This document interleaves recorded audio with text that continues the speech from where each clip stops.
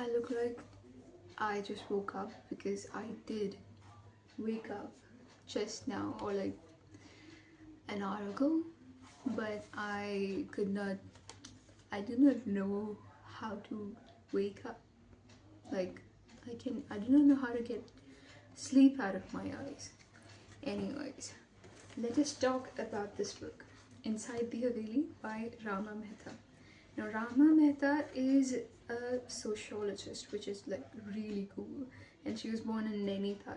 I would love to see, I would love to read a book that is based in and around Nainital or Bhuvali or Kausani, Bhimtal, like these places. This is very interesting. Okay, she was the first woman to be appointed to India's Foreign Service, but she was forced to resign her position upon marriage. and she was born in 1923, one of the first women to be in India's Foreign Service. That is crazy. But this is like a really cool account of what it is like when women do are expected to and do it proudly, the act of upholding tradition, when the tradition is mostly women not being treated like human beings. And I do not understand why is this a tradition. I mean, some things are so deeply entwined with the way we live our lives that we stop questioning them. We stop thinking that this may not be right.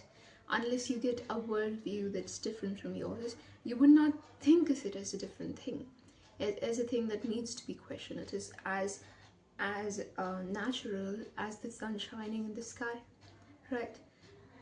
That is what it is like for the women in this book. Now, the protagonist is educated, vivacious Bombay girl, 19-year-old when she got married, and then this is the story of her until at least she's like 29, because it was mentioned that 5 years passed by and then 5 years passed by, so there's plenty of information here. Now, this is an incredible account, and it is, I think it is one of my favorite books. It would be one of my favorite books if it did not, if the main characters did not uphold patriarchy so clearly, did not uphold misogyny and classism this clearly. Like, there are so many things that we can talk about when it comes to this book, and it's such an interesting example. It is indeed one of my favorite books, and this reminds me of Jane Austen and how Jane Austen's books are centered around women and their lives. The thing about Jane Austen's books is that it is very classist, because it does not talk about the help, the servants, the help that these ladies get. They're not very wealthy, but they do have servants. They do. Yeah. Like in Pride and Prejudice are not very wealthy. Persuasion is also the same way, and I guess another one. Emma, though, is quite wealthy, but they actually do not talk about women who do not have the privilege of being born in high class or at least middle class, right? But this does. This book does, and it has a very good account of it, and you can see it in it running in parallels. Like, there is now there are different generations. Let us talk about Gita's mother-in-law, and then there is her mother-in-law too, like Gita's grandmother-in-law. Like, she's also mentioned in a character who talks and speaks and does things like everything. So their generation also exists, but let us talk mainly about Gita's mother-in-law, because she is one of the main characters here. She, whatever she is, I'm not going to describe it. But what I would describe is that she's a very staunch upholder of patriarchy, but she's also very compassionate. So you can see moments where she wants to uphold the tradition of patriarchy that is running around, the tradition of them being nobility and their servants being servants. She wants to uphold that. She hears people talking about how their servants are not acting like servants anymore. Well, this is after independence of India, and at least I am guessing at least every person is an equal citizen of India. Anyways, so I still like this book, but I am also quite frustrated with Geeta, the protagonist. Now we see a contrast. Geeta gets married into an upper class, likely high caste society, and then there is another parallel. Now Geeta gets married to a guy who's like understanding, and I am sorry to interrupt here, but the men, high caste, high class men, are shown to be so compassionate. Like they're the most compassionate people of all. It baffles me.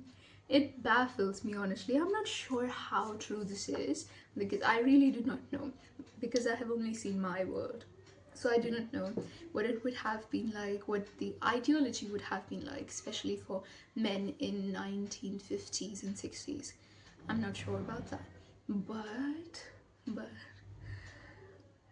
but the men are shown to be so compassionate, like so compassionate, and like the women are shown to be the villains, which, well, they are. They are. And that is why I like this book. I do not like that men are so compassionate because that does not sound real. That does not sound real, but well, it could be. It could be. I do not doubt that these characters that are shown here, the father-in-law of Geeta and Geeta's husband, both of these characters are shown to be wonderful human beings, so sweet and compassionate and so charitable, like so kind. That is all amazing, amazing. But I do not think, like, I do not. It just is not believable that they are so great. Now I have forgotten about what I was talking about before I interrupted myself. Yeah, Geeta. Geeta gets married to a guy who's got a very good job, very good family positioning, the um, including the like favors they would get from the royalty. So like very high class. Yeah. Now, um, there is another girl who's a servant there in the Haveli, another girl, and she gets married to another servant, and that servant has a limp, has a crooked face, a long crooked nose is how it's described, and I often wonder if they're talking about a nose like mine. Anyways, um, I doubt that. My nose is pretty beautiful now. I'm actually wondering what, like, a crooked nose should be like this, but I do not know whatever it is. And she gets married to that man. Now that man has quite a temper. On the contrast, Geeta's husband does not have much of a temper. Alright, so you see these contrasts, but the contrasts are even further. Now, it's not that the servant girl, her name is Lakshmi. It's not that Lakshmi is not treated well in the family, is not loved in the Haveli, even like the mistress of the Haveli, the mother-in-law, also like cares for her, right? But you can see the contrast quite vividly. It's not shown as a contrast exactly here in their case, but you could see the contrast. And then there is another contrast between Geeta's daughter and Lakshmi's daughter, because they're born on the same day. They're born on the same day. And then Lakshmi, for whatever reason, is not there with them anymore. She does not die, but she's not there in the Haveli, and she does not raise her daughter. Now her daughter's name is Sita, and Geeta's daughter's name is Vijay. Now Vijay and Sita grow up like sisters, like they're so close, and you can see the contrast. And I am at this part. I'm at chapter 4th of section 3. So I have got like 40 pages left of this book, and now we are at a point where we are going to know how the trajectory of both of these girls' lives unfold. Like, she's gonna how is I am pretty sure Sita is gonna follow the same path as everyone else, but Vijay, I'm wondering how it's gonna happen. I'm wondering if Vijay is gonna follow the same path, or if her mother, who's an educated, vivacious Bombay girl, if she's gonna make a difference, like make her daughter's life much better than hers. And she should, honestly. Like, I have seen Geeta making so many sacrifices to her identity. Now, I mean, the biggest thing is how they're in Parda, which is not actually shown here, maybe because like the ending might be, I don't know, different. Ending might show them like getting out of Parda and living their identities. But so far, there are like, I'm at page 211 and there are 264 pages left. And I'm wondering when they will actually get out of Parda. Like, it is quite annoying, to be very honest. Anyways, let us read it and then come back. This whole raid area could be one thing, whether I or any of the go raid Camp Pendleton, like it's just a military base, and like I'm sure that they have like testing. Like Nobody knows anything about this case. It's so hush hush, right? Is that saying something? The way that he's so blatant about his lies and manipulations is the same person for all 12 of them. These debates are, I mean, you see them highly publicized. These are big moments, although I think the statistics on how much the debates actually sway the voters are very limited. It's just a big moment in the campaign, but I think by that point, most people they're decided on which party. It's party divisive. Ultimately, it doesn't really matter because the greatest politicians do better in the real debates than the most. Even an idiot can make sound arguments. A quick example would be, Margaret says, we should consider implementing stricter environmental regulations to reduce pollution. Jacob argues, why should we listen to anything you say? You're not an environmental scientist. When have you ever cared about the environment? I heard you can't even keep a houseplant alive. And I guess you could argue if you really must that it's injected into easier points. However, it's ad hominem fallacy. Margaret claims to be an environmental scientist, more expertly regarded valid here. There's a proof being brought up that she doesn't care about the environment, and her theory for overreporting her son has spoken into her statement. So this is kind of an argument. It's kind of like if you say one has to be clean every day, which narrates totally therefore her advice is not worth listening to. It's a kind of yes. However, it affects the other teeth, and it's not only the evidence supported by the theory law. So there's common fallacy. This is always range shuts down the idea of processing even around the nuance or context. Someone who will go empty behind the eyes when they not offer weight. It's an issue with having more transfer. So you're saying I do nothing around the house, then why are you even dating me? I don't live in a you never have you bring it something. You need to acre something for schools. I mean, how do you consider something like that without something like an education or a certain So you say, my opponent wants to throw unlimited money at schools with no oversight, no accountability, and he wants to be taxpayer money. That's not at all what he said. Essentially, you're exaggerating someone's point and then disproving the exaggerated point. Or finding issue with his exaggerated point. The position being attacked is not the position the opponent actually holds. But these things work. Yeah. Oh yeah. And Fungi is what you like political kids that are following him. He makes viral videos that go viral. But he's not someone that people really know much about. They don't really know his life or his personality, but judging based solely off his mannerisms, he has a way of presenting himself to come off almost naive. He's shocked by everything, he is amazed by everything, he's entertained by everything, therefore it almost presents him as this slightly more innocent guy. I see. People were under the impression that this is just a nice guy on the internet making funny videos. And like, you know how people make those edits of influencers I would trust with my drink? I feel like he would have ended up on a lot of those lists. Like, that's the 5 months ago, May 27th, 2025.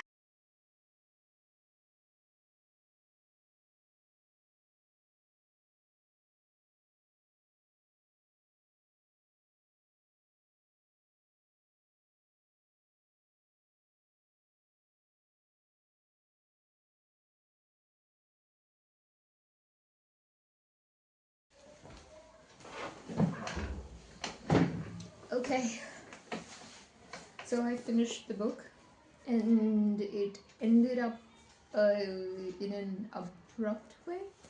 Though it is expected, honestly. Like, what do you expect from a book that talks about generations?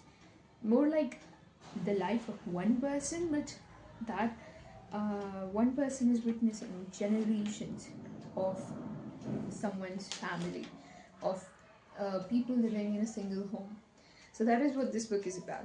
Which also, like, this book also highlights the customs and traditions of perhaps 1950s or 60s or 70s India, especially Udaipur. And it is very fascinating. I expected this. I expected it to turn off.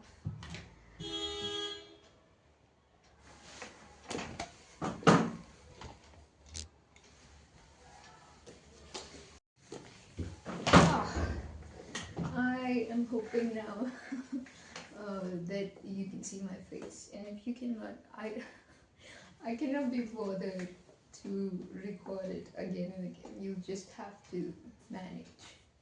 You know me already though. So yeah, what frustrates me about this book, I want to talk about that before I talk about what I like. I actually already talked about what I like, but I wanted to talk a little bit more about it. But what frustrates me about this book is that the educated, vivacious Bombay girl, like initially she's shown as this person who is gonna fight against the unfair traditions that still continue. For example, the Parda system, the misogyny, etc. But then as we go through the book, we see that she's just accepting everything. That our educated, vivacious Bombay girl has realized that misogyny is okay. It's just tradition. That the Parda system is okay. It's just tradition. The patriarchy is okay. It's just tradition. The child marriage is okay. It's just tradition. And even though she has played good role in educating women, in having her daughter and a servant's daughter educated, which she would not have been otherwise, but she just went back on her words so many times. Like, she's like, oh yes, girls need to be educated. What is this noise? And I am pretty sure it is my brother doing this because he knows that I'm recording something, so he just wants to make his presence known. Anyways, so I forgot, what was I talking about? Yeah. So our educated, vivacious Bombay girl just goes back on her words. Like, she's like, yes, Sita should go to school. And then the next moment she's like, no, I was wrong. I was terribly wrong. I was wrong. No. She should live and like do household work and get married so that she could be qualified to live like a woman. Right? And I understand. It was about that particular time, and I'm not expecting these people to be much more modern than people are right now, because people are not. I'll tell you, people like this, all of these people still exist, very easily noticed too. Like, they're noticeable, very noticeable. You can find them in any village in India, not just village. You can find them in cities too. They're everywhere. They're everywhere. Like, we haven't really changed much. The tradition, the good or bad, both hasn't changed much since independence time. And that frustrates me, honestly, because how do you expect to compete with a country like China? Now I'm going a little political, but were we not political already? How do you expect to compete with a country like China? Now, I do not know the internal politics, the environment of China, but I know this one thing, that they're moving fast. And then people are like, oh no, America, no, China might have a culture with as much misogyny, patriarchy, and as staunch traditions as we do. I'm not sure. They do have good traditions, but like, I have seen, at least with the examples that I have seen it being a bit similar to India, but there's surely something, at least something, that makes a difference. And I think that something is in their education system. Anyways, I'm changing my sentence. How do you expect to compete with a country like the US, United States of America? How do you expect that? I mean, I'm not saying go full on without like forgetting your culture, traditions and whatnot. I don't know. I don't really care about those things. Like, I like my culture. I like some of the traditions. It's fine. It's wonderful. Great. But what I dislike is that we are expecting to be the best in this world, but we are not. We do not want each one of our people to have the best of opportunities so that they can do their best.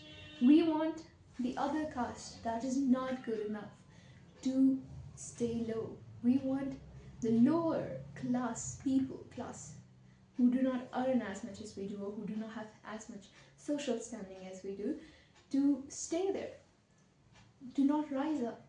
We do not want women, and I'm saying we because women, it is also a lot of women, it is the society as a whole. We do not want women to get out of the houses, to do something other than just household activities, which, by the way, can be done by anyone. um, and also, I believe that the new the new idea that women should be doing household activities and job and stuff, like do everything together, you're a superwoman, and that is another form of misogyny. Like, why is this perception that women belong to the kitchen is not going away? Like, I do not understand why men do not want to cook their own food. Like, I do not understand why would you make demands from people if you cannot even cook your own food. Like, that's weird. Someone's doing you a favor. Think of it as a favor and eat your food. unless you're incapable of cooking. I mean, skills can be learned. It's not incapable of cooking because I do not have cooking skills. It's incapable of cooking because I have a health problem. Incapable of cooking because I am of old age. Incapable of cooking because I am of young age. Like, those things matter. Those things make a difference. But incapable of cooking because I'm a man?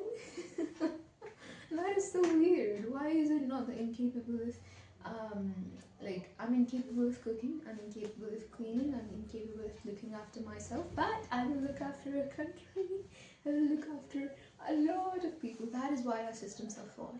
That is why our systems are flawed. But honestly, I do not expect women to do incredible, because there are so many examples of like women leaders that I've seen that are not good, just as terrible, so I'm not expecting anything much. Anyways, coming back to this, which now this is somewhat related, because these are the thoughts that are going on in my head when I am thinking of this book, and I hope you're able to see my face because I have been talking for quite some time and I didn't want to repeat that. So people were quite lovable, yeah, despite their flaws, despite me finding them patriarchal, misogynist, classist, and casteist, though caste isn't explicitly mentioned, but I am sure it is present there. So apart from all of those things, I still felt for them. I still felt and related to them because I have seen people like that. I know people like that personally. I know grandparents and like older people who are of a traditional mindset, who think of things exactly the same way as people here do. And I have seen, in one thing that this book does really incredible is to show exactly what lives of people were like, because this feels like a very, very realistic account with Geeta just going back on her words after doing something a little more progressive, a little more feminist. She goes back on her words again. That is very realistic, honestly, because not every person, and especially when everyone else around you is already considering you an anomaly. Is it anomaly? Yeah. And especially when like you're the odd one out, when you're weird, like it is difficult to not confirm. So I had a lot of expectations out of her. Like, she stood up to just one of them, the education part, and I really like that, but she could have done better. She had the chance and she had the means. I do not know why she didn't. It I feel like she was very indecisive. She just kept into herself. And initially, with her resistance, the way she resisted to the way things were, I felt like, this is gonna go in a really great direction, but it did not, which is realistic. Which is realistic. It would have been a fantasy if it had gone in a really good direction, as in Gita, doing something feminist or progressive, actually feminist or progressive, and not just like slightly feminist or progressive. Now, what frustrates me about this book, another thing, is that the male characters are similar to God. Ram ji ki tarah hai. Like so serene, so calm, so pure, so kind, everything. Which is, I do not know what to say. I'm sure there are people who are as good as these people are, these men are, which is incredible. I like that. But what is not believable is that every woman has such deep flaws. Like the flaws of women are so magnified. And I have seen this one thing, that these women are not, like, they are not talked of favorably, apart from like one or two people.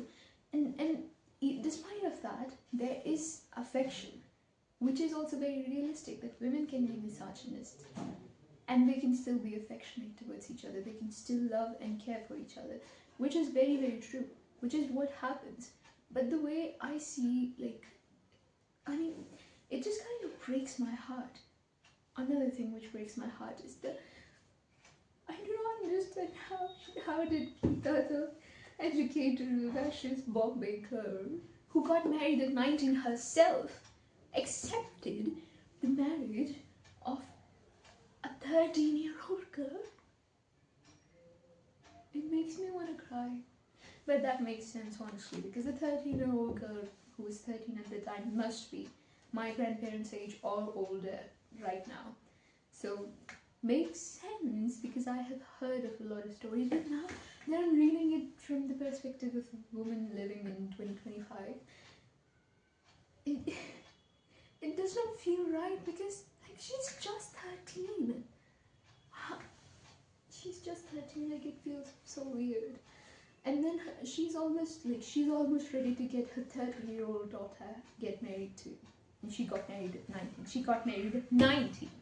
And she's expecting her 13-year-old daughter to get married too. Like, not expecting, but kind of making up her mind too. And that kind of made me feel really sad about this book. And another thing which, like, what was I thinking? I forgot. Yeah.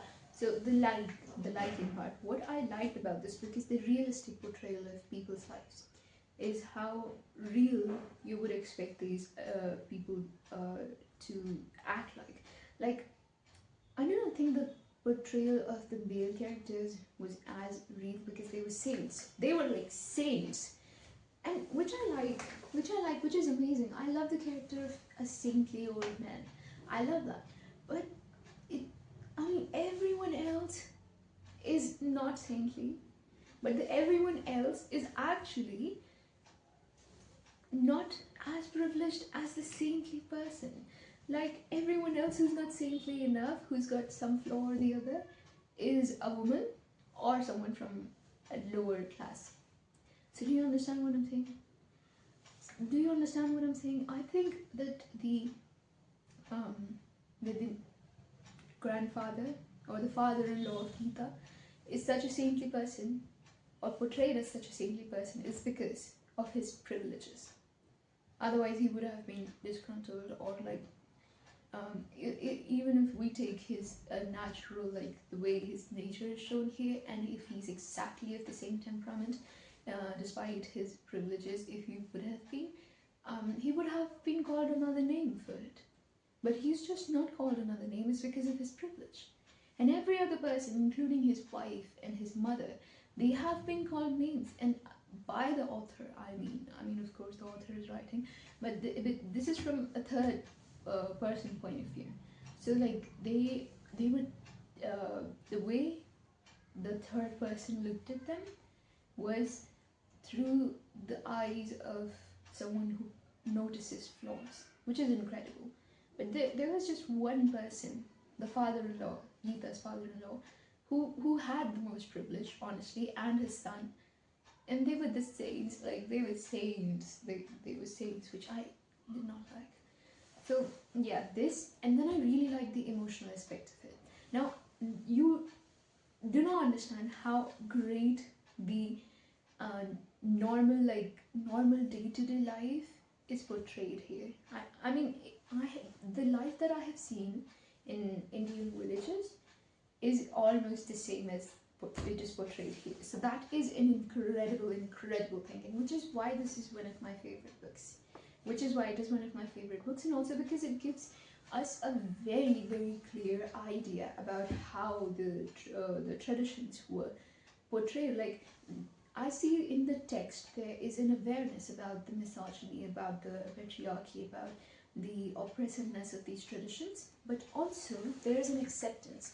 Now, I'm not very happy about the acceptance, honestly. I'm not happy that Geeta accepted that she should just put her ghungat on or parda on, and she should just be meek and be quiet and be sweet and be shy, whatever.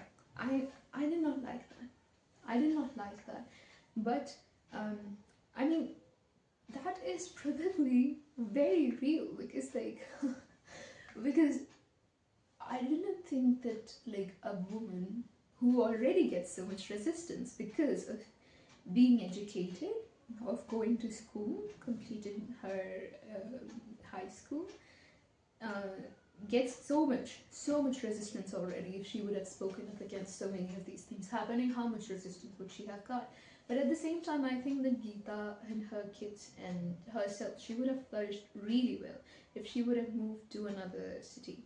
If she would have moved to Delhi or Mumbai or like another big city which has a little more open mindset about women, about children not getting married. Yeah. So yeah, that is what I think. And yeah, another thing, I think this is almost hidden in a way, not hidden, but like not explicitly mentioned, but you could see it very clearly, the position of women, because Geeta's mother-in-law was often mentioned by this word, like by the title in the book. Third person is mentioning her like Bhagwat Ji's wife, Bhagwat Singh Ji's wife, almost all the time, almost all the time. Apart from when someone else is mentioning her as Kanwa Rani Sa or Kaki Sa or Bhabhi. I don't know why they say Bhabhi, but maybe it is their language. They're from Mewar, right? So yeah, maybe it is their language. Or like, I don't know what was being mentioned. Apart from different people mentioning her through their relationship with them, she was mentioned as Bhagwat Singh Ji's wife. I think that says a lot. That says a lot. That is everything. Like, do you understand what it means? She does not have an identity of her own. Her identity is entwined with the identity of her husband and her husband's home. That is it. That is all that she is.